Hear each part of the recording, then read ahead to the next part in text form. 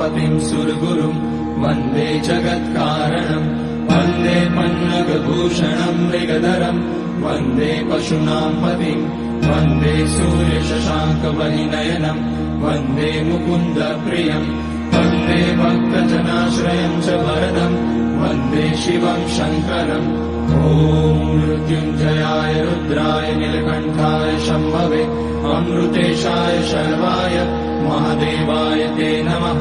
नमस्तेऽस्तु भगवन् विश्वेश्वराय महादेवाय त्र्यम्बकाय त्रिपुरान्तकाय त्रिकाग्निकालाय कालाग्निरुद्राय नीलकण्ठाय मृत्युञ्जयाय सर्वेश्वराय सदाशिवाय श्रीमान् महादेवाय नमः। ॐ नमः शम्भवाय च मयोभवाय च नमः शङ्कराय।